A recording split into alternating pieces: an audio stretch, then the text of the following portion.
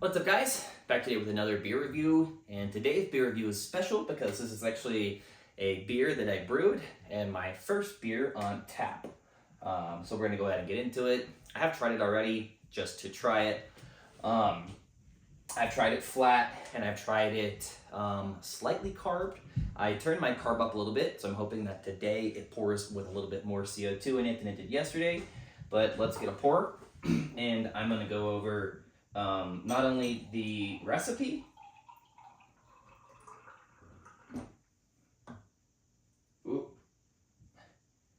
but I'm going to go over all of the tasting notes. And so today, it does pour with a much better head than it did yesterday. It was nearly flat yesterday and really didn't have any head at all. So it probably does still need a few days to continue carving up, but that means nothing as far as being able to do a review. So I'm going to go ahead and get right into it. I don't have another can, or I didn't go out and buy a can of Sierra Nevada. This is a Sierra Nevada Pale Ale clone, essentially. Like I said, I didn't go buy another can of this to try it and compare the two side by side. I wanted to just make a review video because I thought it was good. So I'm going to give it a smell and a taste and let you guys know what I think.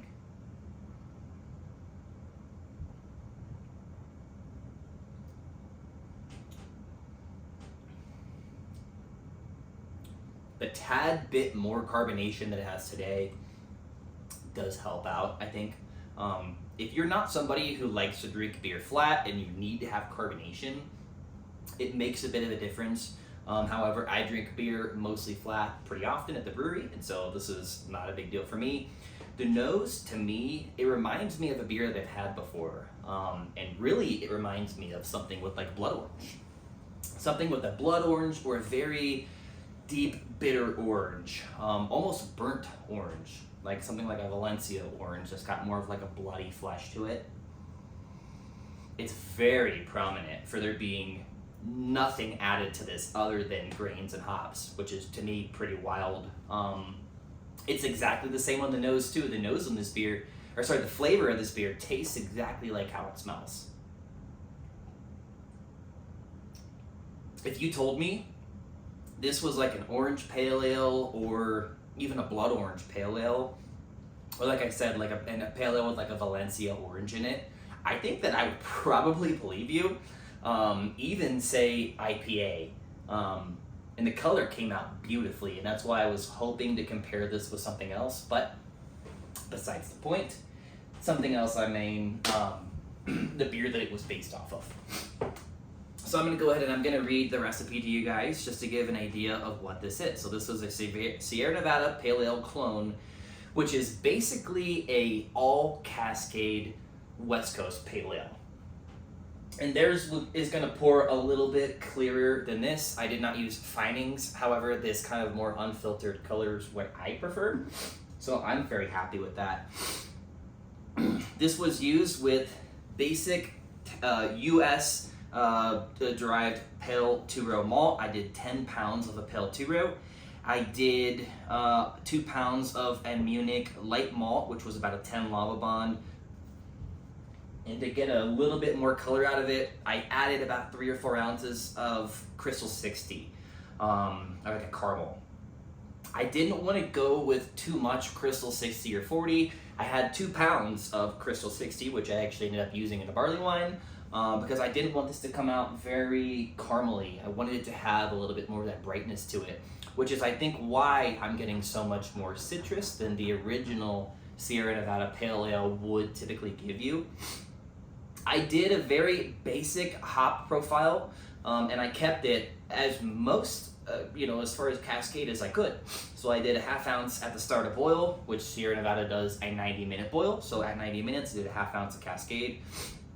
At 60 minutes, I did another ½ ounce of Cascade. At 20 minutes, with the addition of Whirlfloc, I added 2 ounces of Cascade. And then right at flame out, at the very end of boil, I added another 2 ounces of Cascade. And that follows the recipe that Sierra Nevada gives you pretty much exactly. The one thing I did differently, because again, I wanted to do a little bit of a tweak, was I added in my whirlpool at right about 180, 182, I think is what it was. I added an additional ounce of Apollo hops, which have a much higher alpha acid, and I think that's why I'm getting the crazy citrus notes from the nose. And right as you get it, it's like as soon as it hits your palate, it's citrus.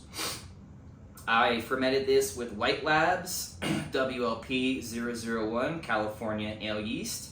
It was a liquid yeast with no starter. As I said, I did add a crushed Whirlfloc tab, and as I don't record what I add into my water, I added some potassium metabisulfate, Candon tab. I did add some, gosh, why am I blanking? I did add some calcium chloride. I added what is called like a pH stabilizer. I wanted my pH to be right at 5.2, 5.3, and that was nailed. So I added that into my strike water. And then right at the end of the boil, just to sanitize a little bit, I did add a little bit of yeast energizer as well. And I think that the way that this beer ended up is very similar to how I would do this beer again in the future. My OG gravity on this beer was 1071. My final gravity target was 1016, and I came in at 1019. And so I did miss ABV, and that's okay because this ended up being an IPA, and I would rather call this a pale ale because I wanted something a little bit more easy drinking. To me, this drinks much easier than most West Coast IPAs, and this did come out at about 6.8%, maybe just like a smidgen higher than 6.8%. So for a pale ale, it did miss the stylistic guideline a little bit. However, for what it is, as far as the beer itself goes, I think that I nailed what I was trying to go for, which was essentially the Sierra Nevada, the Cascade Pale Ale vibe. And I went that route because I had a bunch of Cascade hops that I needed to use. This has everything that you would kind of expect out of that beer with a little bit less of the bitterness, because I think I kept most of my hops towards the end of the boil. And it comes out drinking and looking so much nicer and less malty.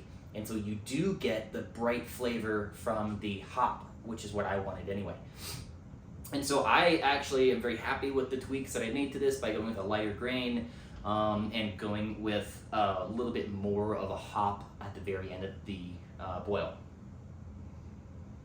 Man, it smells good. And it's crazy because it doesn't smell like beer, and it truly, to me, doesn't even smell much like a pale ale.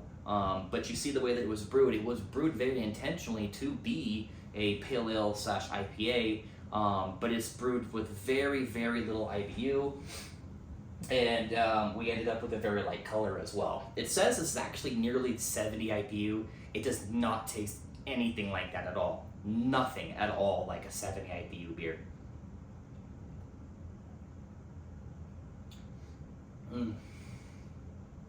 It is crazy that I brewed a beer, not only that is this tasty, but that came out exactly like what I was looking for.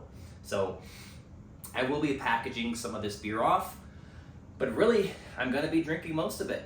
I got just over 4 gallons, probably call it 4.5 gallons out of the boil, so I did get a little bit less than I was looking for, which is why my ABV ended up being a little bit higher than I had aimed for. I was shooting for an ABV closer to 6.2 to maybe 6.5 at the high end, and so we ended up at 6.8, which I have no problem with. So any questions on the recipe, or how I brewed this, or the insight? I'm still a very new brewer, but I am trying to brew good beer, and I'm not trying to brew beer that I don't like. So I'm very happy that I like this beer, and I wish I could share it with all of you guys, but I will be responding and reading all comments, all of that. So anybody that's curious, I do have a barley wine back here that's going also with some pale American 2-row malt. And like I said, the Crystal 60 that I did not use in this beer, I tossed into the barley wine. So I will have another review on that probably in 2 or 3 weeks. It's going to be one that's sitting for a little while. So I will see you guys on the next review, and cheers.